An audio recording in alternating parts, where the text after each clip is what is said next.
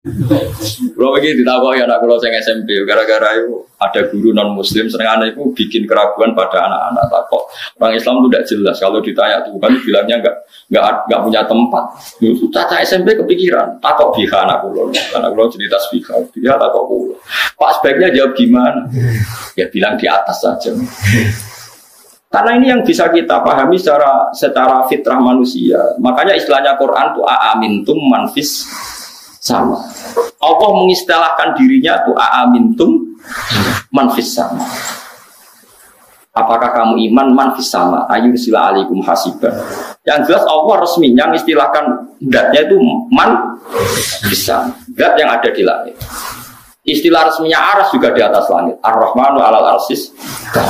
Kemudian kita di internal Islam menjelaskan Allah itu tidak butuh tempat. Oke, benar itu. Karena ada butuh tempat, Allah itu khalik, tempat itu makhluk. Tentu khalik tidak butuh makhluk. Ya seperti itu saja. Tapi kalau kamu bilang Allah nggak punya tempat, mesti orang masih ngejar. Lalu di mana?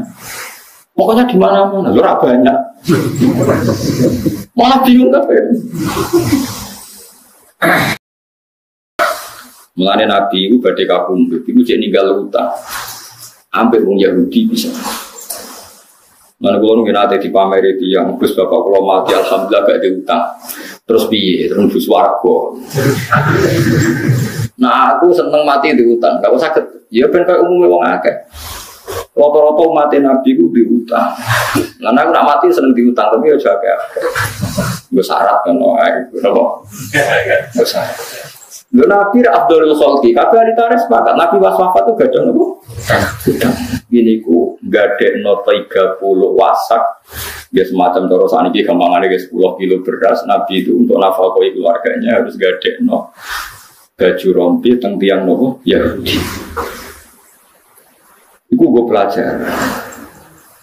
Nah kalau nanti mau tentang Ihya ngeten, dan itu semua kitab fatwane ngeten. Saya dapat ijazah dari guru saya sampai Nabi itu ngendikane ngeten. Al-anbiya wal ulama yajruna majrun nas. Kena ulama tenan iku yajruna majrun nas. Kaya umume wong. Nah teng Ihya takbire wasairu bisairid du'afa sairul anbiya. Berperilaku dengan standar kaum du'afa umumnya orang itu kayak para nopo. Di Nabi badhe kapundhut itu ngendikan niku ora ana lara kaya kapundhut. Padahal wali-wali ini umat Nabi dom kapundhut kaya wong turu. Tapi Nabi piyambak kapundhut sakit. Mana kula kadang-kadang ya kepengin mati iku ya rontok pas apik. Tapi kadang-kadang ya ora ben go karek pangeran. Mergo manusa iku susu ge tarif. Saya itu punya tetangga banyak daerah. Ketika ada kiai mati dino Jumat itu dipuji sungguh langit. Seakan-akan yang mati tidak Jumat itu tidak keren. Ya kalau kan pembela orang awam. Nah aku mati asal gak wayang sarapan. Aku wayang sarapan itu ngel-ngel loh, nopo? Ngel-ngel.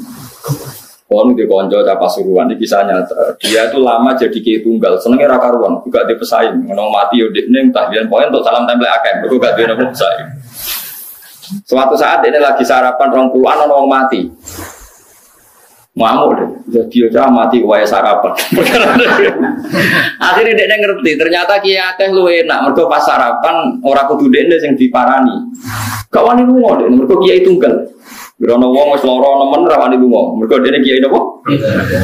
Terus dene sebenarnya enak kiai akeh wis wani lunga. Perkarane ora ana aku ya ono. Iya.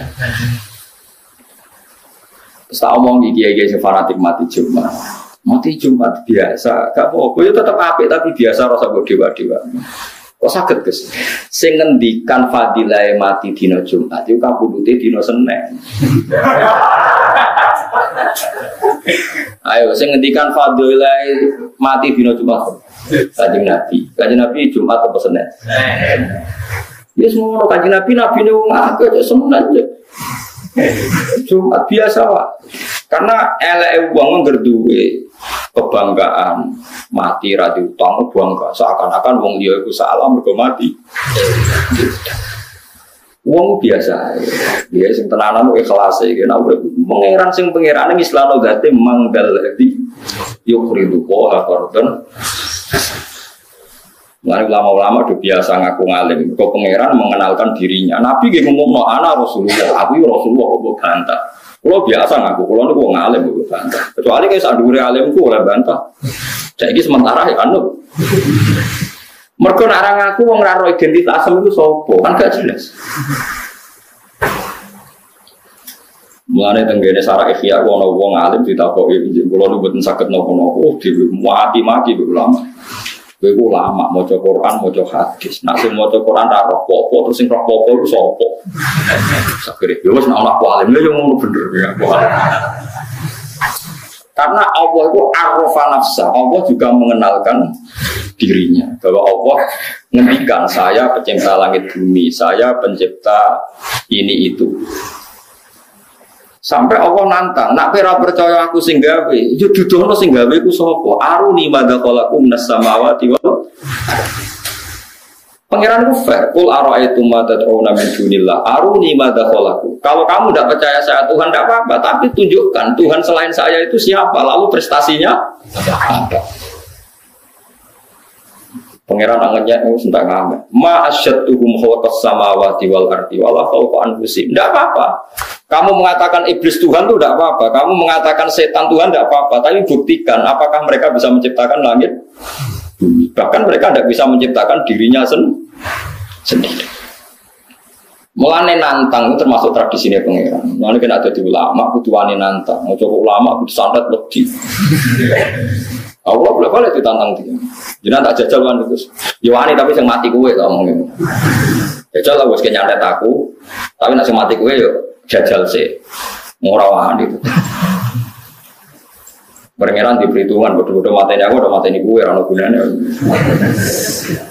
Tapi itu tradisi, bukan gagah-gagahan tradisi. Aruni itu ngertikan saya. Kalau kamu mengaku Tuhan ya ngertikan saya bahwa Dia menciptakan langit dan nah iya tak akoni ke pangeran. Jadi pangeran. Jadi itu biasa hukum tantangan ngoten. Kon bukten. Aruni itu ngerti. Mulane masyhur ya tenggene juz 13 sampai juz pinten niku sing napa ketika orang kafir menganggap Lata Uzza yang tercipta dari batu atau Yesus yang manusia dikatakan Tuhan, dari pangeran nggak apa-apa itu kamu katakan Tuhan, tapi saya minta satu hal, itu namanya siapa? Kul sammuhum. Ya apa kul sammuhum? Namanya itu apa? Ya namanya manusia. Yesus itu hampir melaku-melaku wong didarani manusia. Lata Uzza namanya juga batu. Terus ketika ada pangeran amtunab biunahu bima la ya'lamu fil ardi am bidzahirim minal. Masa Allah kamu ceritakan sesuatu yang hakikatnya itu tidak ada. Sekarang sampai saya tanya, kalau kamu melihat Lata dan Uzza itu kamu melihat batu atau melihat Tuhan? Batu yang dipahat, yang diletakkan. Jadi dari bahasa kelihatan, kenapa Lata di sini dekat Ka'bah dipahat, kemudian diletakkan, didudukkan, dihias, dimandikan. Pangeran kok di terus? Di itu objek, pangeran itu subjek. Pangeran kok diletakkan, dimandikan, dibersihkan, pangeran kok di. Kayak kita ini kan nanti mati ya dimatikan, dihidupkan. Pangeran kok di kan nggak bisa. Ya seperti Yesus itu. Yesus itu matinya apa? Disalib. Habis itu diangkat ke langit. Pangeran kok aman di terus. Pangeran yo yang meng. Pangeran kok di. Ya itu aneh. Malah dari pangeran mau takut. Amtu nabi udaku. Bima la ya'lamu fil ardi am bi ghairihi minal. Jadi dari cara ngomong itu kebenaran itu sudah kelihatan. Maka ciri utama kebenaran itu mudah dicerna di awal. Jadi kebenaran itu muyassar. Ciri utama kebenaran itu apa? Mudah. Ambido hiriminal kau. Nah, terus balzina lil ladina kafaru makruhum basuddu anisabil. Cuma orang kafir itu pinter rekayasa. Dari rekayasa ini kemudian ada kekafiran massal, kekafiran yang masif. Ya kita ingat dalam sejarah orang menanamkan paham komunis itu kalau anak-anak kecil ditanya, silakan kamu memejamkan mata. Sana anak kecil memejamkan mata. Coba kamu minta permen sama Tuhan. Ya Allah, saya minta permen. Kon melek nek. Dikasih enggak Bu. Nanti dipejamkan lagi. Coba kamu minta permen sama Bu Guru, terus dikasih satu-satu. Dapat enggak? Nak, dapat. Yang ada bu guru apa Tuhan? Bu guru, Tuhan tidak ada. Itu rekayasa tertua manusia. Jadi untuk menghilangkan Tuhan yang nyata, mulai dulu itu orang kafir merekayasa. Disebut balzina, biladzina kafaru nopo makruh. Makruh itu rekayasa. Terus ngeri. Nah kita hidup di dunia, terutama ulama itu berhadapan-hadapan sama nopo, rekayasa. Nanti buktinya nak pangeran ono, aku dulu ya ora tau di sembadan. Nak pangeran ono, ora wong Islam luwih sugih tinimbang wong nopo. Wong karwan langit bumi gaweane pangeran kok. Buktekno pangeran kok ambek nasi pedek. Nasi pedek ini ora penting. Kadang Islam yo GR. Nasibnya dipertaruhno untuk mencari nopo? Tuhan. Bukti nak wong Islam ora bener melarat-larat, wong kafir uripe kepenak. Berarti sing bener iku wong kafir. Wong pangeran kok dikaitno urusan nopo? Urusan nopo? Nasib. Itu keliru standar. Lalu kalau suwon jenengan jadi ulama, jadi wong sugih, jadi wong larat sing sopan. Pangeran mawon istilahno date manggaladi yukridu wa qardun hasanan. Dewi Imam Sawi wa hadza min tanazulatil maula. Ini termasuk sopan santune pangeran. Pangeran yang enggak wajib sopan saja. Sopan santun. Lalu kalau pengen mati itu ora ro takdir kalau mati Jumat besenen. Ya setu ora apa-apa kalau santai wae setu je Ahad. Sementing ora wae sarapan wae jarene. Sarapan coklat sementing ora wae apa sarapan. Ya kok sama nak delok ngoten kabeh. Nabi nak muji wong mukmin sing top, sampe nak mati ra krasa. Nabi piyambak badhe kabundut koyo ngono perasaan. Nabi ngendikan fadilai kabundut Jumat. Nabi piyambak kabundute. Akhirnya kiai-kiai sing fanatik Jumat terus mulai rubah. Bener Gus Bah, tak angen-angen. Musim promosi kabudut Jumat malah kabudute. Tapi Nabi ora tau ngendikan promosi kabudut Senin. Ya mergo Nabi ne wong akeh. Mulane biasa, urip biasa, wis rasa berlebihan. Nabi ku nak ngendikan utang wis entek ngamal. Wong mati diutang bisa ngene-ngene wis entek ngamal. Tapi Nabi kabudut itu diutang. Mulane umat sing diutang ya umat Kanjeng. Masuk keterusan nggih semua iku perkarane ra keterusan. Kulo apal hadis kata ini kita hadis ini. Nabi nya unik. Ada orang punya utang hanya 2 dinar. 2 dinar itu kalau 1 dinar 4,2 gram. Rata-rata ulama sekarang hitung 1 dinar itu 4,2 gram. Ini kan berarti 8,4. Niku Nabi rawuh kan nyolati mboten purun. Apa teman kami ini punya hutang? Iya ya Rasulullah dinaron, ini punya utang 2 dinar. Nabi itu langsung balik kanan. Balik kanan lalu Nabi ngendikan ke sahabatnya sallu ala sahibikum, kamu harus nyolati saudara kamu. Rumakna ya. Nabi tidak nyolati. Tapi Nabi itu unik. Sekarang zaman saya tanya, andai kan Nabi mensolati orang yang punya utang, maka akan menjadi sunnah bahwa utang itu dianggap sepele, sehingga umatnya sing kakean utangi, bahkan saat diberi asete, wah, padahal utang sudah dolimi, kadang kan utang sama orang yang sangat membutuhkan uang itu. Paham? Artinya Nabi nak nyolati kan bela sing utang, padahal sing diutangi didolimi. Kan kata utang sama orang yang dadekno bangkrute sing diutangi karena dikemplak.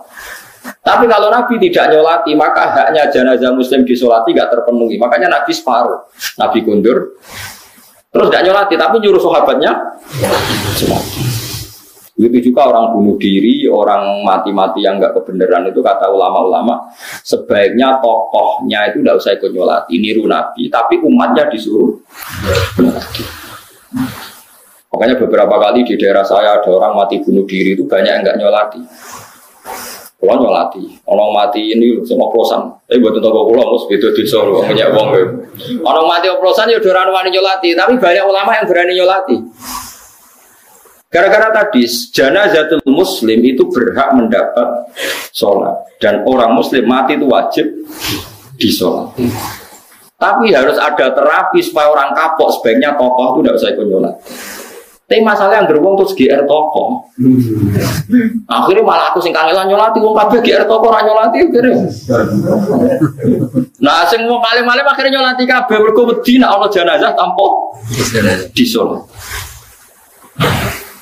Ya seperti itu Nabi itu memang hukum itu berawal dari Nabi ngendikan shollu ala sahibikum. Nabi sendiri tidak sholat tapi menyuruh sahabatnya menyolatkan. Malah nih fakir orang istilah tauziul hukmi. Hukum itu bisa separuh. Yang satu untuk iling-ilingan bahwa jenazah muslim harus disolati. Yang satu iling-ilingan ada terapi supaya wong itu gak mati secara suul khotimah. Ya wes akhirnya, ya wes ada yang nyolati ada yang enggak. Begitu juga orang munafik. Orang munafik itu Nabi dia nyolati. Abdul bin Ubay Nabi diaturi sholat dia sholat. Bahkan anak Abdul bin Ubay nyuwun supaya Nabi mau ngidoni nawa kafane ini Nabi ngidoni. Terus nyuwun jubai Nabi supaya dipakai sebagai kafan. Nabi dicopokno jubai jadi dipakai kafan. Sampai santri ora tau untuk jubai Nabi go kafan. Abdul bin Ubay bin Salul sing munafik dipakai jubai.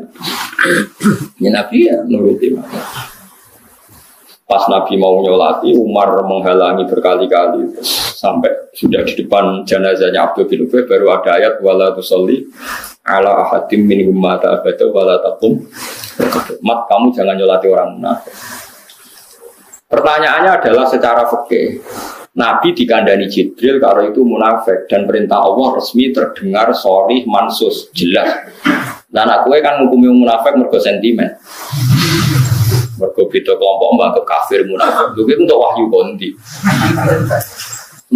Nabi dulu dilarang nyolati orang munafik. Ini orang munafik saya tidak mau sholat. Lah kayak sopong, gue kurang nabi kok ngaku. Uang sul khotimah sing berso Allah tok. Nak Rasul mungkin berso mergo dingertikan oleh Allah. Nah kita seorang mungkin setelah itu sahabat siapapun munafik apa enggak sahabat nyolati sama orang-orang tabi'in. Karena wilayah sirri ini wilayah Allah Subhanahu. Lu Nabi ono sing ngandani lan aku ya. Ngono Gus mati sul khotimah mati dhewe krana ngene-ngene kok jenengan salati. Ya biasa iki wong Islam itu salati ngono ae sore kok. Soal untuk sepuro pangeran ora ya potongan donga-donga ra mandi ra ro. So kowe maksudno ora mandi kene nyolati ra mandi padha ra mandine. Cuma gue iling-ilingan nak jenazah muslim itu mendapatkan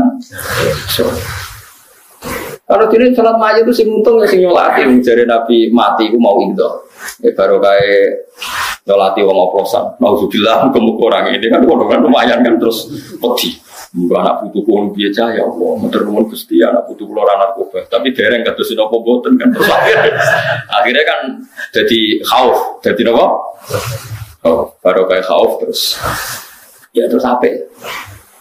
Jadi eling-eling ya. Malahnya pentingnya ulama di situ. Jadi apa yang dilakukan Nabi itu tidak mesti jadi hukum permanen. Karena Nabi kadang bikin hukum itu dua sekaligus. Ya, tadi Nabi tidak mau nyolati, tapi Nabi nyuruh sahabat mensolati. Shollu ala sahibikum masyhur. Jadi ini pengertian kayak keluar jenengan. Terus agama itu harus selalu dijelaskan. Wong Allah mawon arrofa nafsah. Dia mengenalkan dirinya sendiri bahwa saya menciptakan lain. Karena iso ngaji ya kondo. Nanti duit ya kondo. Jadi duit kalau betul gak ada. Nggak ada uang. Kalau nanti kalau hitung. Kenapa orang Indonesia itu tidak maju? Diantaranya bukan nanti duit itu kondo. Orang wa amma bini amati robbika nopo. Ngel-ngel wong akeh.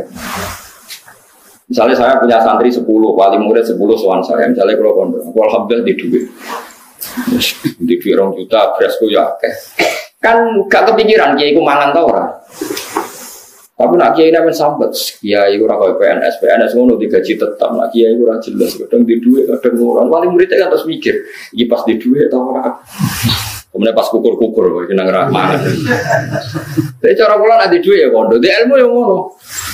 Pulang ini sama aja Fatul Mu'in, sama aja Fatul. Pulang pula balik, punya duit sangat. Ya kus, kalau pengen ngaji Fatul Qorib, akhirnya saya ngaji pulang ya ada. Tapi nak kondo bodoh, orang iso ngaji kan orang iso ngaji. Tapi rasa kondo kan harus ketoro. Maksudnya dia nak iso, maksudnya bakat nak iso kok. Maksudnya nak iso itu kondo. Wa amma bini amati robi kan nanti nikmat itu kondo. Nak kondo kan jadi repot. Laki-laki wong ora maju itu gara-gara ra kondo. Merasa tidak mampu. Mau nanti kalau hitung kalian konco bodoh alim nanti kalau hitung. Alumni pesantren itu tiap kabupaten itu menurut saya itu ada 1000. Pondok itu ada Lirboyo, Sarang, Tegalrejo, Sidogiri, pondok-pondok besar itu berapa?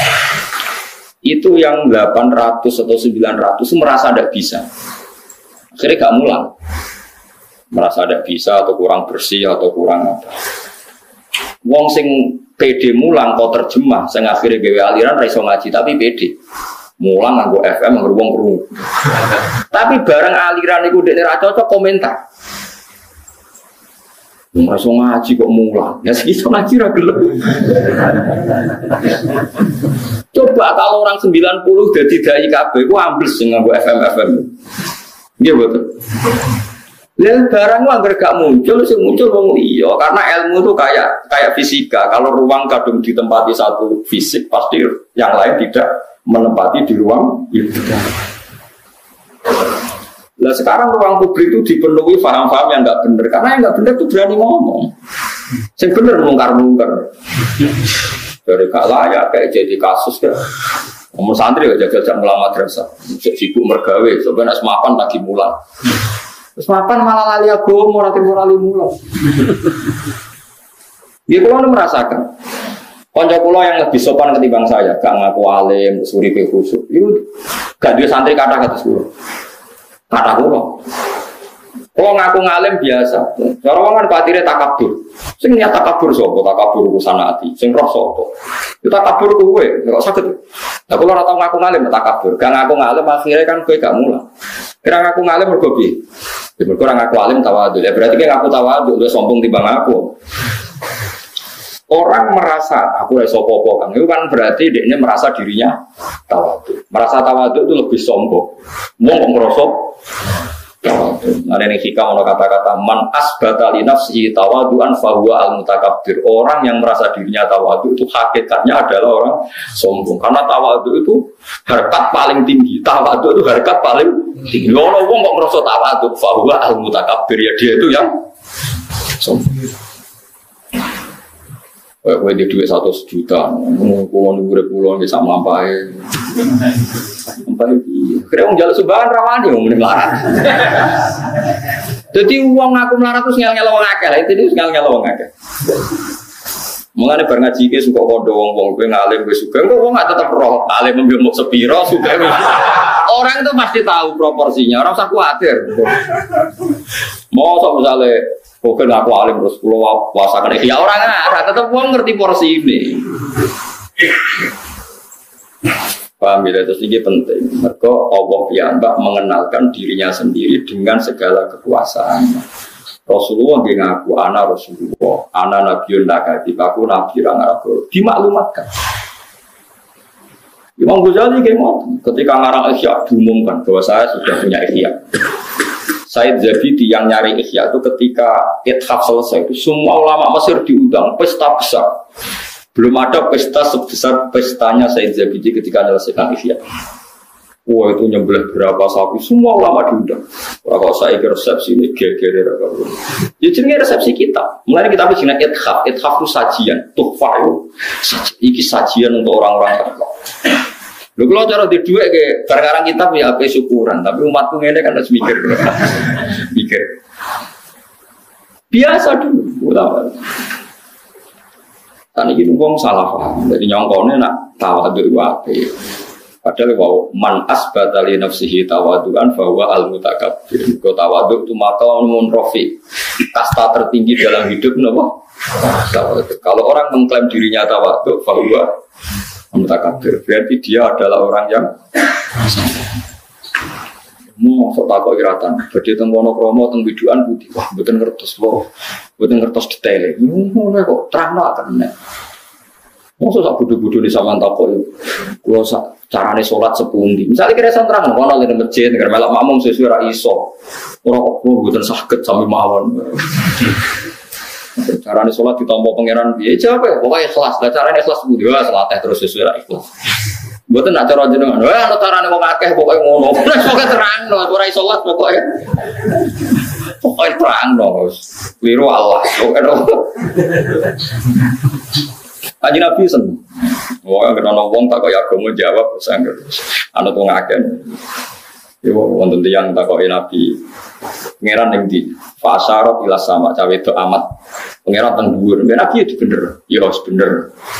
Padahal kita tahu secara tauhid menunjuk tempat Tuhan itu tidak boleh karena Tuhan itu munazzahun anil khululi wal jiyah. Tuhan itu bebas arah. Tapi ono sahabat takoki. Pangeran ning ndi, Jeng? Lho, teng langit Kanjeng Nabi.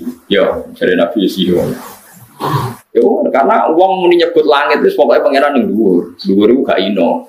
Ibang jawab di sini kan malahnya. Mau sok pangeran dituju. Utau dijawabnya nih, gak ada tempatnya. Lalu di mana? Malah panjang kan? Soalnya di atas sana.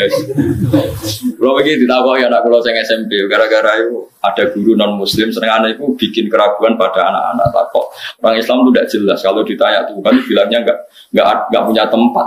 Itu caca SMP kepikiran. Takok biha anak kula cerita biha. Dia takok kula. Pak sebaiknya jawab gimana? Ya bilang di atas saja. Karena ini yang bisa kita pahami secara fitrah manusia. Makanya istilahnya Quran itu aamintum manfis sama. Allah mengistilahkan dirinya itu aamintum manfis sama. Apakah kamu iman manfis sama? Ayursila alaikum hasiban. Yang jelas Allah resminya mengistilahkan zatnya itu manfis sama. Zat yang ada di langit. Istilah resminya aras juga di atas langit. Ar-Rahmanu alal arsis.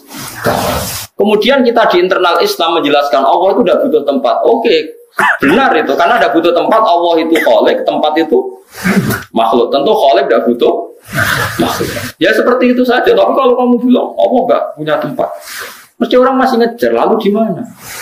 Pokoknya di mana-mana. Lurah banyak. Malah bingung apa ya? Wah pidato nih Pak Zainuddin jadi NU gak di mana, gak kemana tapi di mana-mana. Bangunnya pangeran kau NU tapi gak kemana tapi di mana-mana. Ini urusan itu. Jadi sekarang tuh kepikiran gara-gara anak-anak mulai ditaskek ya, ada ngalami diragukan dalam beragama. Lo eling balik ning Quran hadis.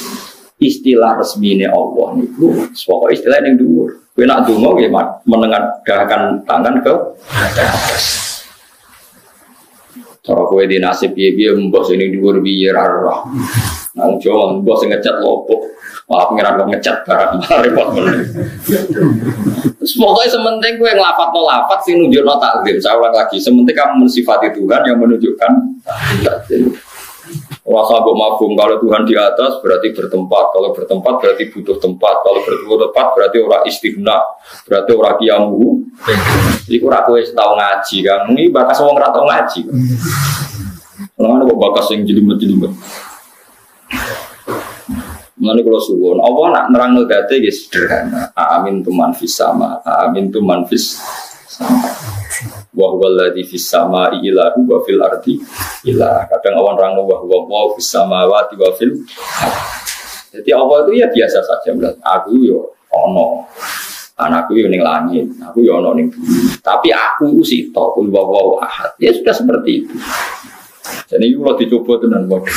Kalau harus suwira kepikiran, kalau tahu kita waras. Kalau lebih kadang ini SMP ini ya kepikiran juga. Allah itu di mana? Kalau yang hadis bahwa ada amat ditanya Nabi untuk ngetes dia mukmin dah. Ketika ditanya aina Allah, fa asyara ila sama Nabi dibenarkan. Ya sama Nabi nopo dibenarkan bahwa Allah itu di atas. Tapi kira usah mikir lalu Allah duduk di kursi. Kursinya itu dari singgasana gini terus buleten itu ora usah mikir. Nah Imam Ghazali lah mikir gampang. Aras itu diciptakan Allah, kursi juga diciptakan Allah. Kalau diciptakan berarti aras dan kursi yang butuh kudrohnya Allah, bukan kudrohnya Allah yang butuh kursi yang aras. Ya semua biasa wae ora usah ribet. Wong aras masih kondange koyo ngono diciptakan. Kursi yo diciptakan. Nah, bangsa di wis pokoke yo di itu objek. Daripada kayak muni Allah ada di mana-mana, terus cilik-cilik malah takut, banyak, malah disimpul. Waduh, repot benar. Kalau di mana-mana udah ada nyimpul nih. Kalau gitu banyak, malah repot benar. Ya orang tasawuf malah bingung nona. Allah ada di hati, baru saya malah repot benar. Nah makanya Allah sekarang mensifati dirinya sanad Quran ya sanad semacam-macam. Allah itu sapa zat yang menciptakan langit bumi. Allah itu siapa yang bikin final bahro ini hajiz. Allah itu siapa yang yujibul muttarra idza da'a. Allah itu siapa yang wayaksifus su. Ya sudah seperti itu saja. Jadi menerangkan Allah itu terangkan lewat reputasi Tuhan atau ahwal ya atau af'alullah. Bahwa Allah itu yang menciptakan langit bumi yang ya sudah seperti itu. Hindari ngomong Allah sing mengarah ke hulul dan jihad. Bahwa Allah itu butuh tempat, butuh apa.